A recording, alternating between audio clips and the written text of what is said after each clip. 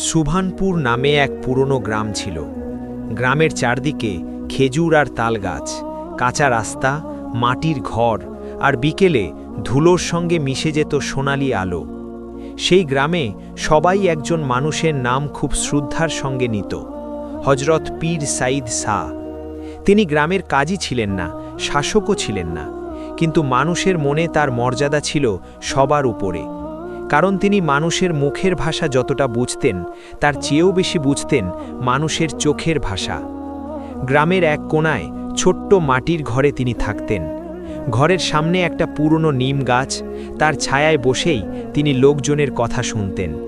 কেউ জমির ঝামেলা নিয়ে আসত, কেউ পারিবারিক বিবাদ, কেউ আবার নিখোঁজ জিনিসের বিচার।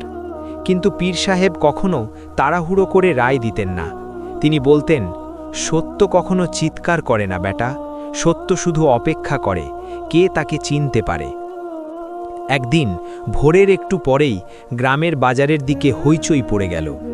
ধনী ব্যবসায়ী হাসান আলী, গ্রামের কুমার ইউসুফ আর বিধবা নারী রাবেয়া, তিনজন একসঙ্গে কাঁদতে কাঁদতে পীর সাহেবের বাড়ির দিকে আসছিল। তাদের পেছনে আরও লোকজন, সবাই বলাবলি করছিল আজ বড় বিচার হবে। পীর সাহেব নিম গাছের নিচে বসেছিলেন, সামনে মাটির তৈরি এক পেয়ালায় গরম দুধ চা। তিনি চোখ তুলে দেখলেন তিনজনের মুখেই আতঙ্ক, কিন্তু তিনজনের আতঙ্কের রং আলাদা। রাবেয়ার চোখে শোক, ইউসুফের চোখে রাগ, আর হাসান আলীর চোখে ভয় লোকোনো অস্থিরতা। পীর সাহেব ধীরে বললেন, একজন একজন করে বলো, একসঙ্গে তিনটে নদী নামলে পানি ঘোলা হয়। প্রথমে রাবেয়া কথা বলল, তার গলা কাঁপছিল। হুজুর, আমার মরহুম স্বামী করিম মিয়া মারা যাওয়ার আগে একটা মাটির কলস আমাকে দিয়ে গিয়েছিলেন। বলেছিলেন, এই কলস আমার প্রাণের চেয়েও বেশি আমানত, কাউকে খুলতে দিও না। যখন আমাদের ছেলে সাদিক 7 বছর পর দূর শহর থেকে ফিরে আসবে, তখন তার সামনে খুলবে। আমি সেই কথা রেখে কলসটা গ্রামের কুমার ইউসুফের গুদামে রাখি, কারণ আমার ঘর ছোট, নিরাপদ না। কিন্তু গত রাতে কলসটা গায়েব হয়ে গেছে। ইউসুফ তৎক্ষণাৎ বলে উঠল, হুজুর, আমি চোর না, আমার গুদামে বহু মানুষের মালামাল থাকে, কিন্তু কখনো কারো জিনিস হারায়নি। এই কলসটা রাতের শেষে গায়েব হয়েছে, আর গুদামের পেছনের দরজার কাছে হাসান আলীর চাকরকে দেখেছে কয়েকজন। হাসান আলী তেড়ে উঠে বলল, মিথ্যে কথা, আমার চাকর রাতে বাজার থেকে ফিরেছে, গুদামের পেছনে কেন যাবে? উল্টো আমি শুনেছি ইউসুফ নিজেই জানত কলসের ভেতর ধন আছে, তাই সে চালাকি করছে। রাবেয়া হাউমাউ করে কাঁদতে লাগল, হুজুর, কলসের ভেতর কি আছে আমি জানি না, কিন্তু আমার স্বামী মরার আগে বলেছিলেন এটা আমার ছেলের হক। 7 বছর ধরে আমি স্পর্শ পর্যন্ত করিনি। পীর সাহেব কিছুক্ষণ চুপ করে রইলেন, তারপর জিজ্ঞেস করলেন, তোমার ছেলে সাদিক কোথায়? রাবেয়া বলল, হুজুর, আজ কিংবা কাল ফেরার কথা, সে নদীপথে আসছে। 7 বছর ধরে সে মুর্শিদাবাদে কাজ করত। পীর সাহেব আবার বললেন, কলসের চেহারা কেমন ছিল? রাবেয়া উত্তর দিল, লালচে পোড়ামাটির বড় কলস, মুখ কাপড়ে বাঁধা, ওপর দিয়ে মোম দিয়ে সিল মারা। কলসের গায়ে করিম মিয়া নিজের হাতে একখানা চাঁদের দাগ কাটা ছিল। এই পর্যন্ত শুনে গ্রামের মানুষ গুঞ্জন শুরু করল। মনে হচ্ছিল কলসের ভেতর নিশ্চয়ই সোনা দানা আছে। কিন্তু পীর সাহেবের চোখ তখন অন্য জায়গায়। তিনি হাসান আলীর দিকে তাকিয়ে বললেন, তোমার ভয়টা কিসের হাসান আলী? বিচার শুরু হওয়ার আগেই কেন এত উত্তেজনা? হাসান আলী নিজেকে সামলে বলল, হুজুর, আমি ভয় পাইনি হুজুর, আমি শুধু মিথ্যে অপবাদ পছন্দ করি না। পীর সাহেব মাথা নেড়ে বললেন, মানুষ অপবাদে যতটা কাঁপে, সত্যে ধরা পড়ার ভয় তার চেয়ে বেশি কাঁপায়। তারপর ইউসুফকে জিজ্ঞেস করলেন, গুদামের তালা ভাঙা ছিল?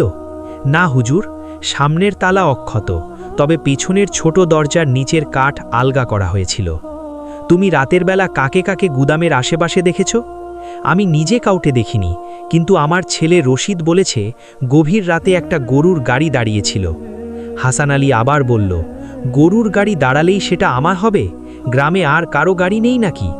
পীর সাহেব এবার আর কিছু বললেন না। তিনি শুধু বললেন, আজ কারো বিরুদ্ধে রায় হবে না। সূর্য ডোবার আগে আমাকে গুদাম, রাবেয়ার ঘর আর হাসান আলীর বাড়ি 3 জায়গা দেখতে হবে। এ কথা শুনে অনেকে অবাক হলো।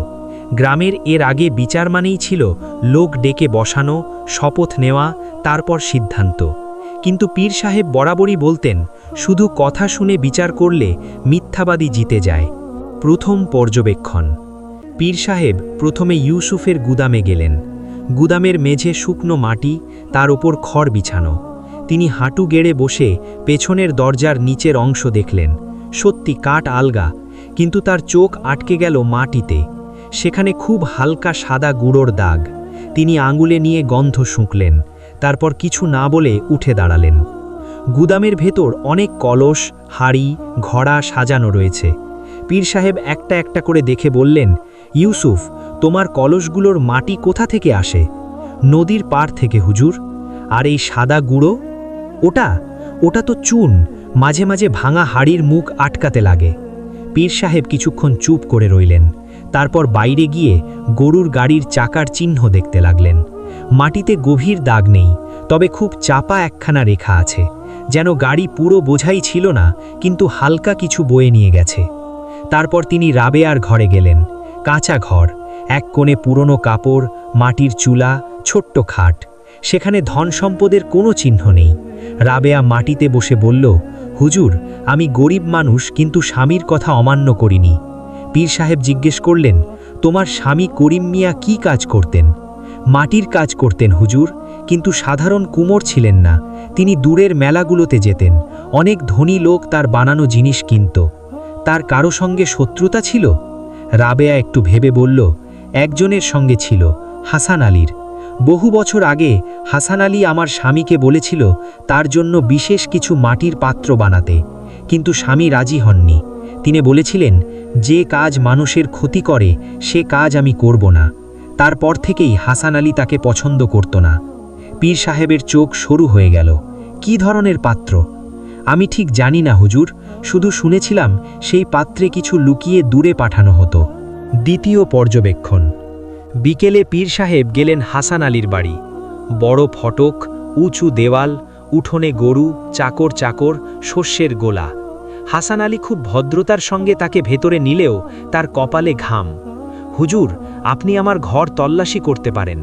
পীর সাহেব বললেন, আমি তল্লাশি করতে আসিনি, আমি দেখতে এসেছি তোমার ঘরের মাটি আর গন্ধ। হাসান আলী থমকে গেল। উঠোনের একপাশে কয়েকটা খালি পাত্র উল্টে রাখা আছে। পীর সাহেব সেগুলোর কাছে গিয়ে দেখলেন ওগুলোর গায়ে এক ধরনের লালচে মাটি, কিন্তু মুখের কাছে নতুন করে চুন দেওয়া হয়েছে। পীর সাহেব একটা পাত্রের মুখে নখ দিয়ে খোঁচা দিতেই সাদা চুন ঝরে পড়ল। এই কাজ কে করেছে? চাকররা হুজুর। কেন? মুখ ফেটে গিয়েছিল, তাই আটকানো হয়েছে। পীর সাহেব এবার চাকরদের ডাকতে বললেন। 4 জন এলো। তাদের মধ্যে একজনের পায়ের গোড়ালিতে লালচে মাটির শুকনো স্তর আর কাপড়ে চুনের দাগ। পীর সাহেব শান্ত কণ্ঠে জিজ্ঞেস করলেন, গত রাতে কোথায় ছিলে? চাকর মাথা নিচু করে বলল, বাজারে হুজুর। বাজারের মাটি কি এমন লাল হয়? আর বাজারে চুন মাখা দরজা ভাঙতে হয়? চাকর কেঁপে উঠল। কিন্তু হাসান আলী সঙ্গে সঙ্গে বলে উঠল, হুজুর, গরিব চাকররা সব কথা ঠিকঠাক বলতে পারে না, ভয় পেয়েছে। পীর সাহেব আর কিছু বললেন না, শুধু বললেন, সন্ধ্যের পর সবার উপস্থিতিতে বিচার বসবে, তখন কেউ কথা লুকোবে না। বিচার সভা। সন্ধ্যায় গ্রামের মসজিদের পাশের খোলা উঠোনে বিচার বসল। চারদিক প্রদীপে আলোকিত। পুরুষ, নারী, বৃদ্ধ, শিশু সবাই এসেছে। এমন বিচার সুভানপুরে বহুদিন হয়নি। পীর সাহেব মাঝখানে বসলেন, ডান দিকে রাবেয়া, বাঁ দিকে ইউসুফ আর সামনের দিকে হাসান আলী। বিচার শুরু হতেই হাসান আলী জোরে বলল, হুজুর, বিচার দেরি করলে চোর পালিয়ে যাবে। পীর সাহেব বললেন, যে এত তাড়া দেয় সে অনেক সময় জানে চোরকে। লোকজনের মধ্যে চাপা হাসি পড়ল। হাসান আলীর মুখ শক্ত। পীর সাহেব প্রথমে ইউসুফকে বললেন, তুমি কি শপথ করে বলতে পারো কলসের ভেতর কি ছিল জানো না? ইউসুফ বলল, আল্লাহর কসম, জানি না, শুধু জানতাম এটা আমানত। তোমার গুদামে আর কে কে যেত?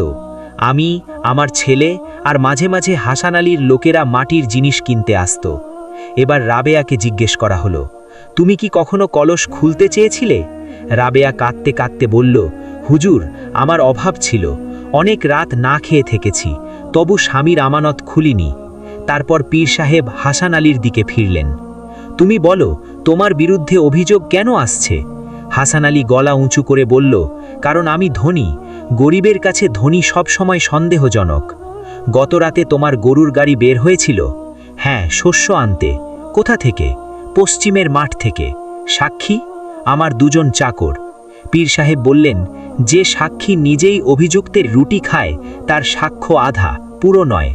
তারপর তিনি সেই চাকরটিকে সামনে আনলেন, যার কাপড়ে চুনের দাগ ছিল। তোমার নাম কি? জালাল। জালাল, গতরাতে তুমি কি ইউসুফের গুদামের পেছনে গিয়েছিলে? না হুজুর। তাহলে তোমার কাপড়ে চুন কেন আর পায়ে লাল মাটি কেন? জালাল চুপ। পীর সাহেব এবার সবার সামনে একটা ছোট্ট কাপড় খুললেন। সেখানে 3 রকম মাটি, গুদামের মাটি, হাসান আলীর উঠোনের মাটি আর চাকরের পা থেকে ঝরে পড়া মাটি। তিনি বললেন, এই 3টের রং, গন্ধ, দানা এক।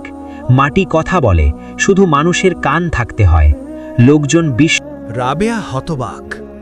হুজুর, আমি তো এটা জানতাম না। পীর সাহেব মাথা নেড়ে বললেন, তুমি জানার কথা না। করিম মিয়া সৎ মানুষ ছিল, সে এমন কাজ করতে রাজি হয়নি, কিন্তু সে বুঝেছিল তার হাতে এমন এক কৌশল আছে যা অনেকের লোভ জাগাতে পারে। তাই মৃত্যুর আগে সে নিজের সবচেয়ে মূল্যবান জিনিস মাটির কলসে লুকিয়ে রেখে যায়, যাতে শুধু তার ছেলে ফিরে এলে সেটা বের হয়।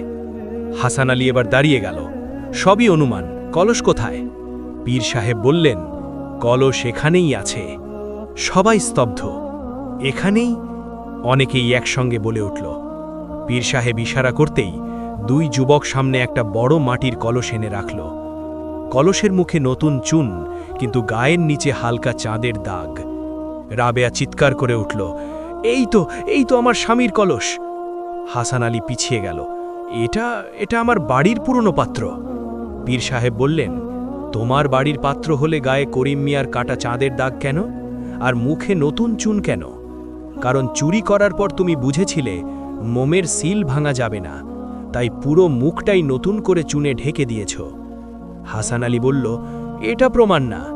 পীর সাহেব হাসলেন, প্রমাণের দরজা এখন খুলব। আসল টুইস্ট। ঠিক তখনই দূর থেকে এক কণ্ঠ এলো, আম্মা! রাবেয়া ঘুরে তাকিয়ে আর্তনাদ করে উঠল, সাদিক! ধুলোমাখা কাপড়, কাঁধে ঝোলা, চোখে দীর্ঘ যাত্রার ক্লান্তি, এক যুবক দৌড়ে এসে মায়ের পায়ে লুটিয়ে পড়ল। 7 বছর পর ছেলের ফেরা। গ্রামের মানুষ আবেগে চুপ হয়ে গেল। পীর সাহেব সাদিককে কাছে ডেকে বললেন, তোমার বাবা মৃত্যুর আগে কি তোমার জন্য কিছু বলে গিয়েছিলেন? সাদিক বলল, জি হুজুর, আমি শহরে রওনা হওয়ার আগে আব্বা বলেছিলেন 7 বছর পর ফিরলে তোমার মায়ের কাছে থাকা কলস খুলবে, কিন্তু সবাই এর সামনে খুলবে। আর কলস খোলার আগে একটা কথা মনে রাখবে, সোনা যেখানে সবাই খুঁজবে, আসল উত্তর সেখানে থাকবে না। তখন আমি কিছু বুঝিনি। পীর সাহেব ধীরে বললেন, এবার তুমি নিজেই কলস খোলো। সাদিক কাঁপা হাতে চুন সরালো, কাপড় খুলল, মোমের পুরনো অংশ বেরিয়ে এলো। ওপরে সাধারণ মুখ, ভেতরে সবাই তাকিয়ে দেখে খালি। চারদিকে গুঞ্জন। কেউ বলল, তাহলে তো কিছুই নেই। কেউ আবার বলল, তাহলে এত ঝামেলা কেন? হাসান আলী হঠাৎ জোরে হেসে উঠল, দেখলেন হুজুর, এত বিচার, এত অপবাদ, সব বৃথা। কিন্তু পীর সাহেবের মুখে কোনো পরিবর্তন নেই। তিনি সাদিককে বললেন, তোমার বাবা কি কাজ করতেন মনে আছে? জি হুজুর, তিনি মাটির পাত্রের নিচে বিশেষ নকশা কেটে দিতেন। তাহলে কলসটা উল্টাও। সাদেক উল্টাতেই তলার ভেতরে অদ্ভুত শব্দ হল। পীর সাহেব নিজের লাঠির মাথা দিয়ে তলায় ঠুকলেন, ঠক ঠক। তারপর এক জায়গায় শব্দ বদলে গেল, ঢং।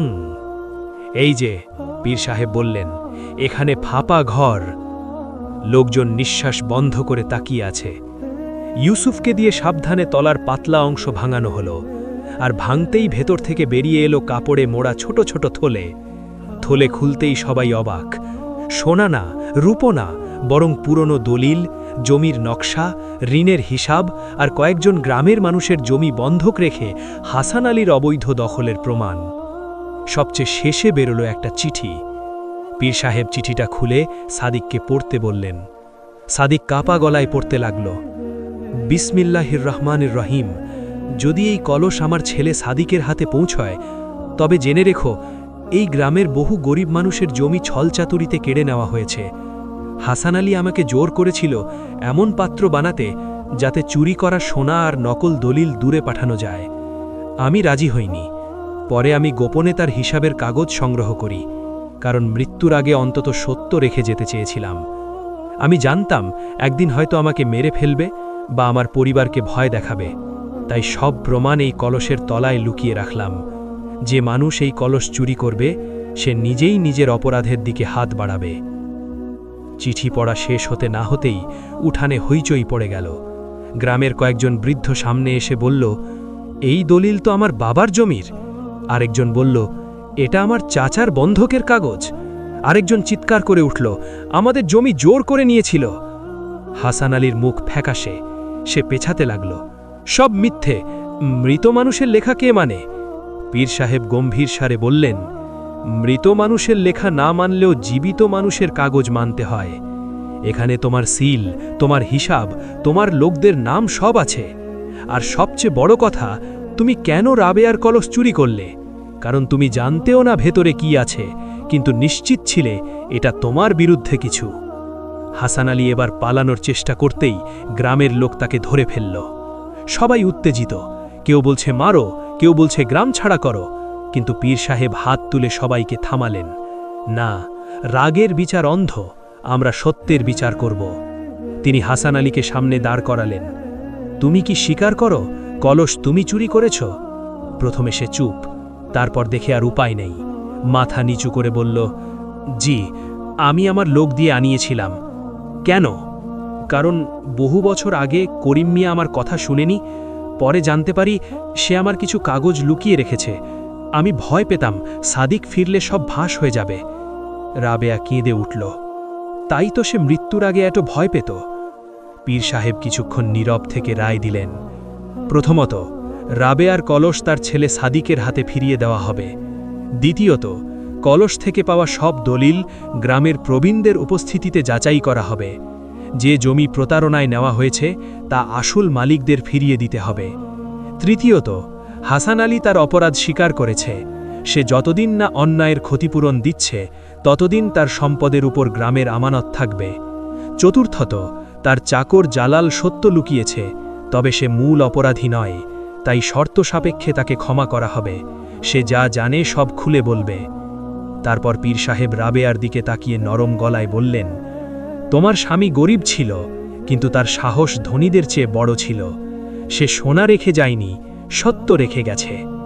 সাদিক কাঁদতে কাঁদতে মায়ের হাত ধরল। আম্মা, আব্বা হেরে যায়নি। পীর সাহেব বললেন, সৎ মানুষ অনেক সময় জীবনে হারে বেটা, কিন্তু তার সত্য যদি বেঁচে থাকে তবে একদিন সেই জিতে। পরের সকাল। পরদিন সুভানপুরের সকালটা ছিল অন্যরকম। বহুদিন পরে গ্রামের মানুষের মুখে একসঙ্গে স্বস্তি আর বিস্ময়ের ছাপ। যে লোককে সবাই অপ্রতিরোধ্য ভাবত, সেই হাসান আলীর পতন হয়েছে একটা মাটির কলসের ভেতরে লুকানো সত্যের কারণে। ইউসুফ এসে পীর সাহেবের পা ছুঁয়ে বলল, হুজুর, আমি তো ভাবছিলাম আজই আমার সর্বনাশ হবে। পীর সাহেব হেসে বললেন, যে আমানত রাখে তার ঘুম হালকা হয়, কিন্তু যে আমানতে লোভ করে তার সর্বনাশ ভারী হয়। রাবেয়া কিছু শুকনো খেজুর আর রুটি নিয়ে এলো। হুজুর, গরিবের সামান্য জিনিস নেবেন? পীর সাহেব নিয়ে বললেন, এটা সামান্য না মা, অন্যায়ের বিচার হয়ে গেলে গরিবের রুটিও রাজভোজ। সাদিক তখন কলসটা নিয়ে বসে আছে। সে তলার ভাঙা অংশে হাত বুলিয়ে বলল, হুজুর, আব্বা কি আগে থেকেই জানতেন চোর ধরা পড়বে? পীর সাহেব বললেন, তোমার বাবা জানতেন না কে ধরা পড়বে, কিন্তু তিনি জানতেন লোভী মানুষ নিজের ভয় লুকোতে পারে না। কলসের ভেতরে যদি সোনা থাকত, চোর সেটা নিয়ে পালাতো, কিন্তু ভেতরে কি আছে না জেনেই যে কলস চুরি করে, সে আসলে নিজের অপরাধের ছায়াকে ভয় পায়। সাদিক মাথা নত করল। তাহলে আব্বার আসল ধন ছিল এই কাগজ? পীর সাহেব মৃদু হেসে বললেন, না, আসল ধন ছিল তার বিবেক। সেই ঘটনার পর বহু বছর মানুষ সুভানপুরে একটা কথা বলতো, মাটির কলস ভাঙলে যেমন ভেতরটা দেখা যায়, তেমনি বিপদ এলে মানুষের আসল চরিত্র বেরিয়ে আসে। হাসান আলী ধনী ছিল কিন্তু নিজের ভয় থেকে পালাতে পারেনি। রাবেয়া গরিব ছিল কিন্তু আমানত রক্ষা করেছে। ইউসুফ সন্দেহের মুখে পড়েছিল কিন্তু সত্য লুকোয়নি। আর করিম মিয়া মরে গিয়েও জিতেছিল, কারণ সত্যকে সে মাটির নিচে চাপা দেয়নি, সংরক্ষণ করে গেছে। পীর সাহেব সেদিন সন্ধে নিম গাছের নিচে বসে আকাশের দিকে তাকিয়ে শুধু একটাই কথা বলেছিলেন, মানুষ ভাবে ধন লুকালে সে বাঁচবে, অথচ বাঁচায় ধন না, বাঁচায় সৎ কাজের সাক্ষ্য। তারপর বাতাসে খেজুর পাতার শব্দ উঠল। গ্রাম ধীরে ধীরে আবার স্বাভাবিক হয়ে গেল, কিন্তু সেই মাটির কলসের গল্প আর কখনো পুরনো হলো না।